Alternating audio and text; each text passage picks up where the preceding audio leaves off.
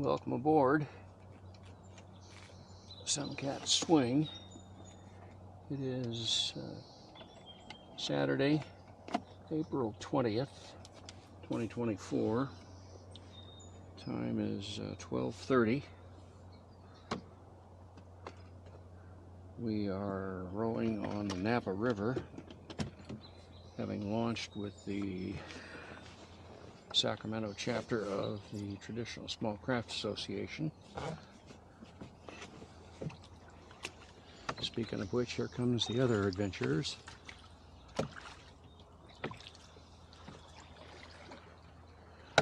I thought you guys had gone up there. Oh, no.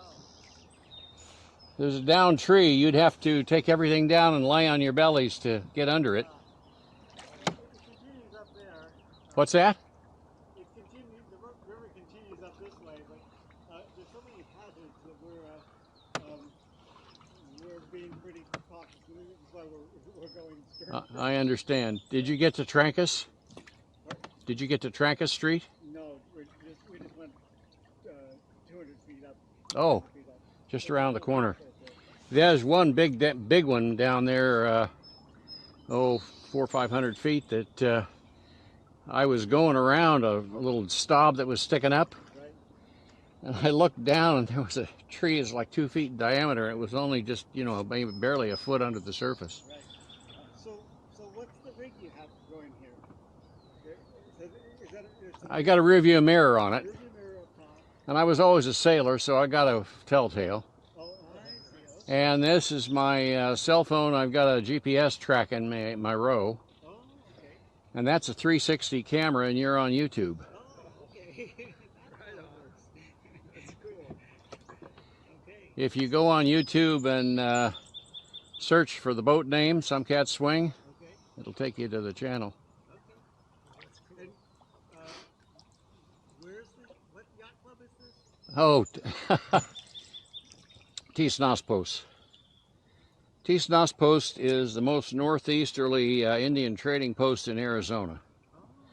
And I figured when I was building this boat that I needed to have a yacht club that was as far from navigable water as possible.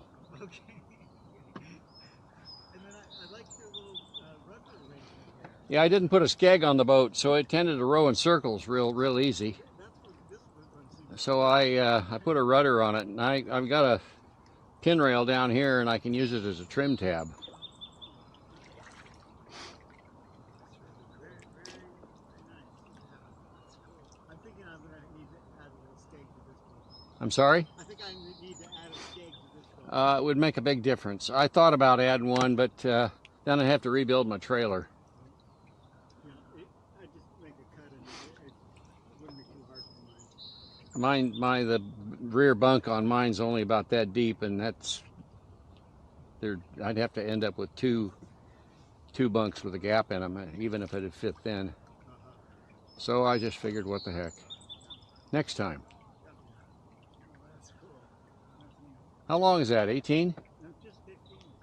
Only 15. Wow. 4-foot beam and 15 feet. Yeah. Very nice. I like your outriggers. Yeah, a little bit of an experiment to see whether we're going to keep those. Notice, you see how high the oars are? Oh yeah, it does boost them up a bit, doesn't it? They need to be that high in order to clear the fixture. I can see that. Yeah, you don't want to be catching the looms on those Right, bolts. right. But it ends up making them awfully high.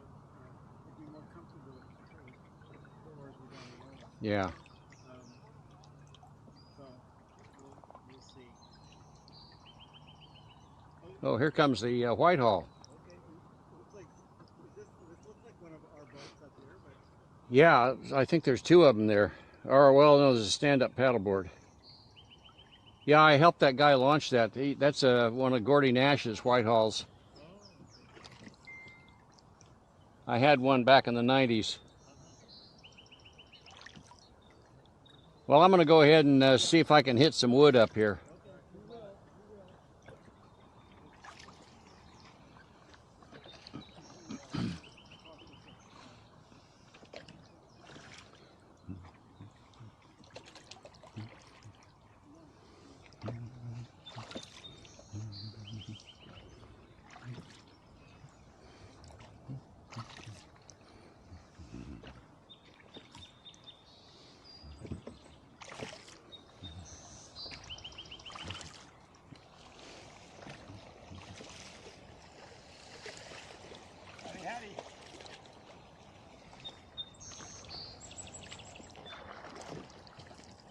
Made it through all the snags, did you? Oh yeah. There's a few little snags up there. Most of them are covered up to high tide. How high up did you go? Did you get to Trancas? One more bridge up ahead. Yeah, Trancas.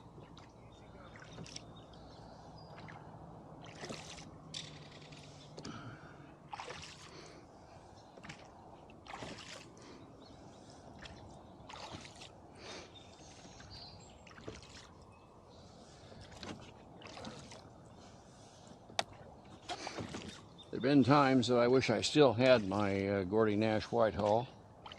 It was a lovely boat, fiberglass with wood trim on them, and mine came with a pair of beautiful spruce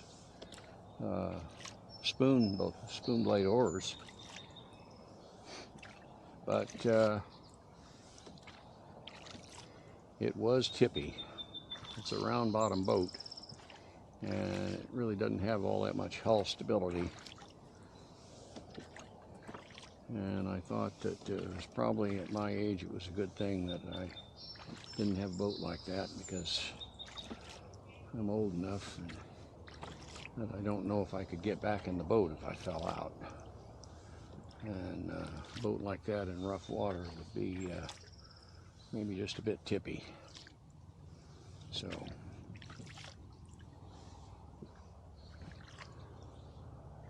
I start paying attention to snags in the water here.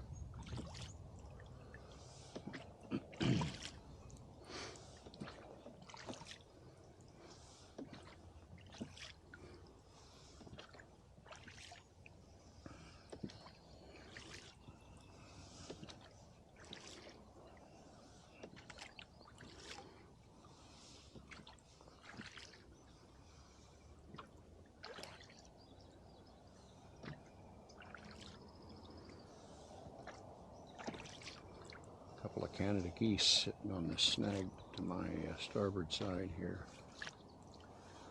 giving me the old hairy eyeball.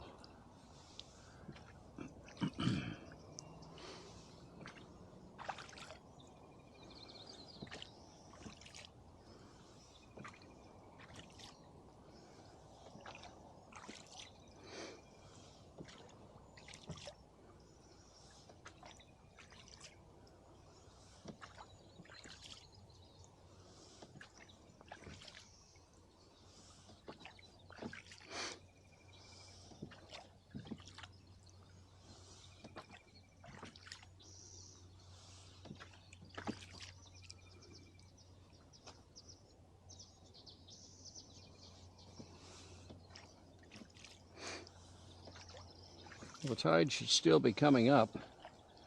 High tide, I think it's back at the city dock there, or someplace in that area. High tide today is at 12:47, I think. And the height of the tide was 5.45 feet, I think. So it wasn't a terribly high tide, but so it's another almost 10 minutes until high tide down there. So the tide will still be rising up here. It takes it a while to get up here. So we're still, the water depth is increasing, though very, very little. I think we get past this snag right up here, we're going to turn around and row backwards in hopes that I'll be able to see something before I hit it.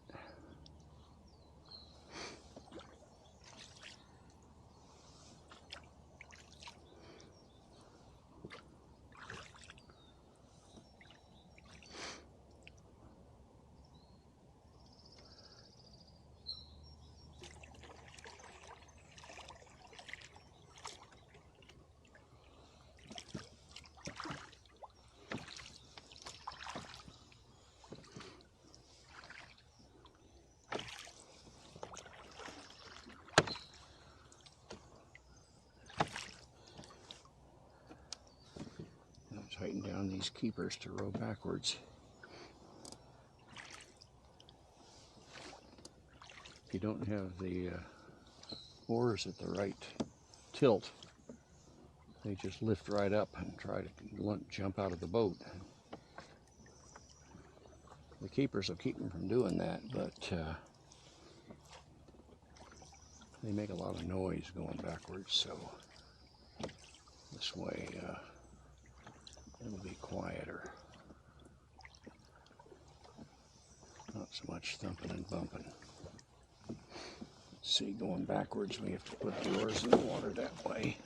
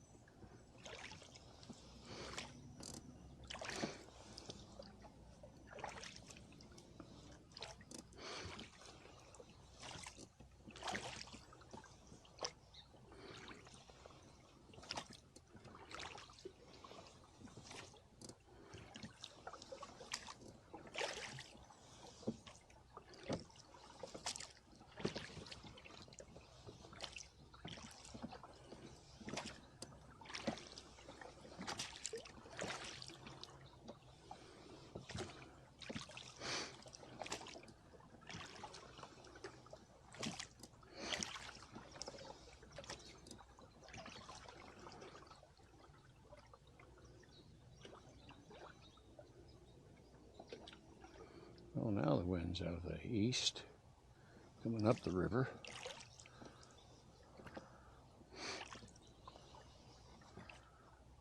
It's been coming downriver the whole day, or upriver rather, the whole day. Or, excuse me, down. Yeah, I've been rowing into a headwind, that's it. Gotta get my directions straight. So hopefully it won't build like Wendy said it might, because I'd have a headwind all the way back.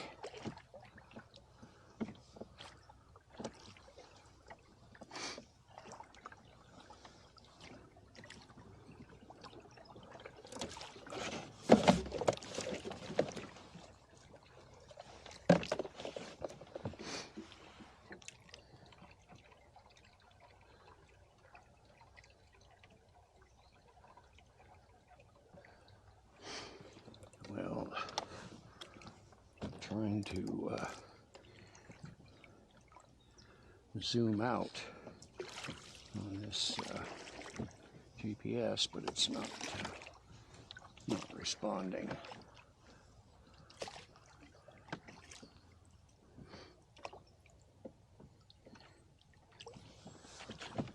I'll just take the oars out of the water.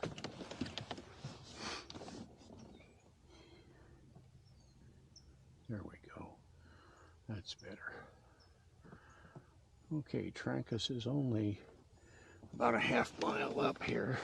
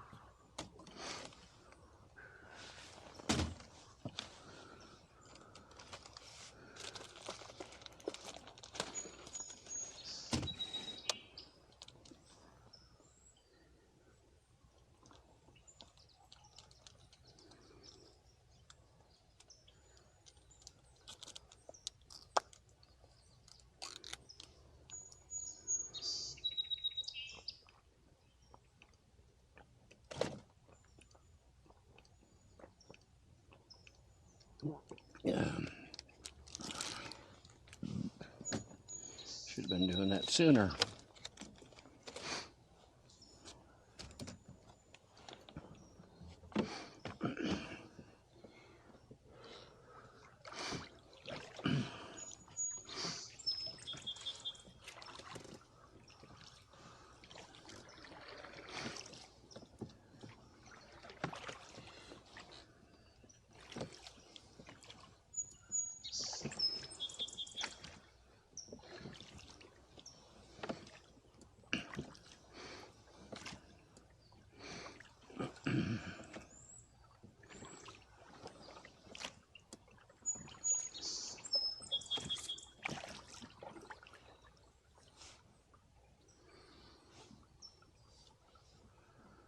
This is just delightful out here. We're far enough away from any of the streets that you can't hear any traffic at all.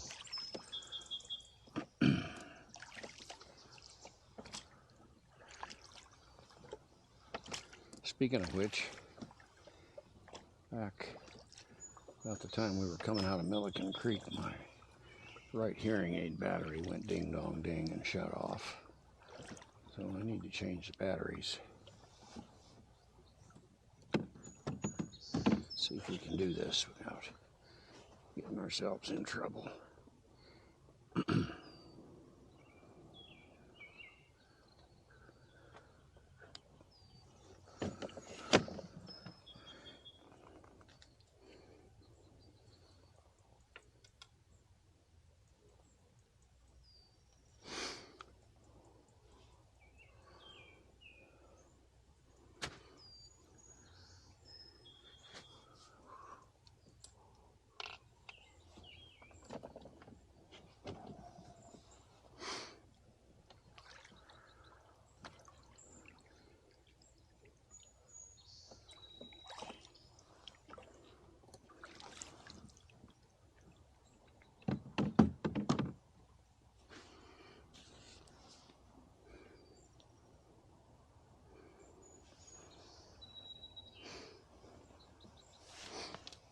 Back where they won't fall under the duck boards here.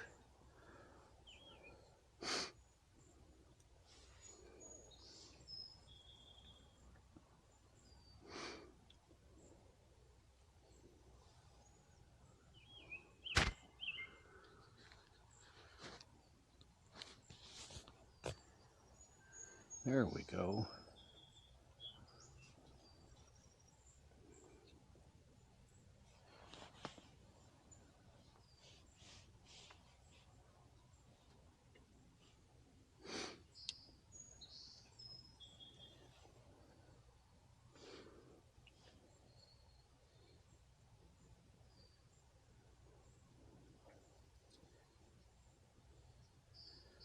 This film segment, this video segment, I'm going to let run until the battery runs out. So there won't be any warning. So I'll take the chance now while I think we still got power going here to ask you if you would please hit the subscribe button if you're new to the channel, and ring the bell for notifications. And I appreciate you giving me a thumbs up, and because it counts with YouTube. And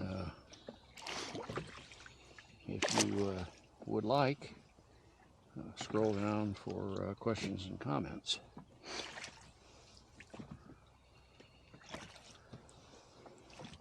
So there, I've got my advertising out of the way.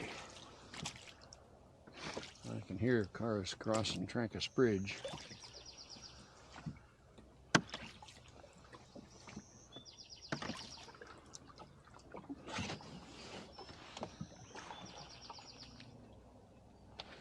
GPS shows the river going pretty much straight.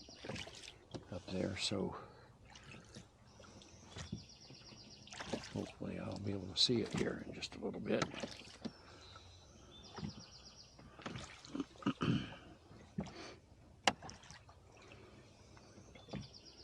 Well, now the wind's gone around out of the north, so we've got a headwind going upstream. It'd be nice if it just stays that way.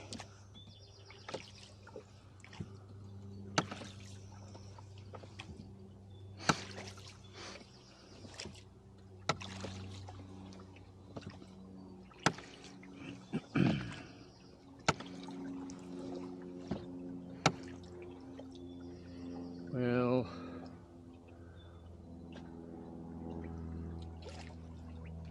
going backwards is such a bother. I'm going to turn around and row this thing in the direction it was designed to go.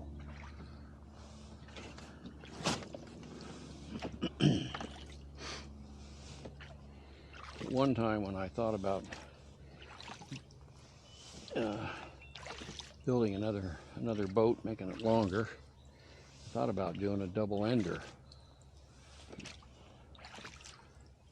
You lose a lot of volume to store stuff in the boat with pointy ends, but it would be boat would be 3 feet longer than it is now, so I wouldn't lose much, and you could row it in either direction just fine.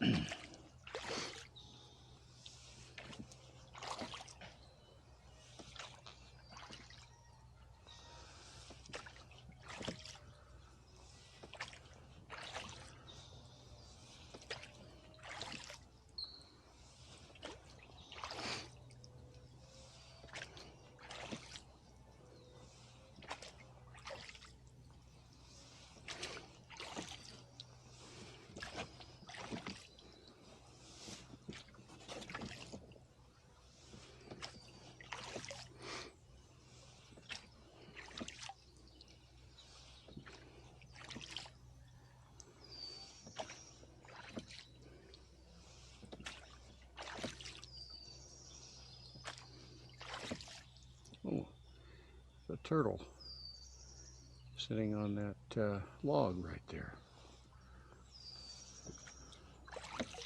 Except for the fact that I'm trying to get up to the Trancas Bridge, I'd take a turn over there and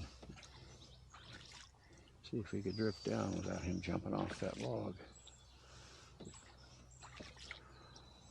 Maybe he'll still be there on the way back.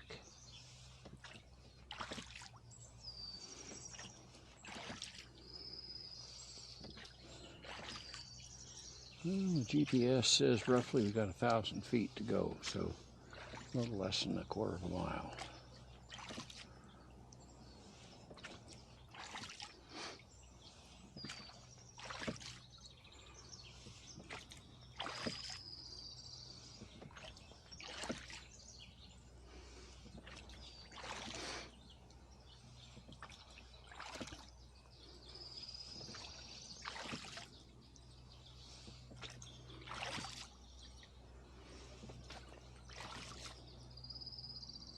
Man, the poison oak is just thick up here.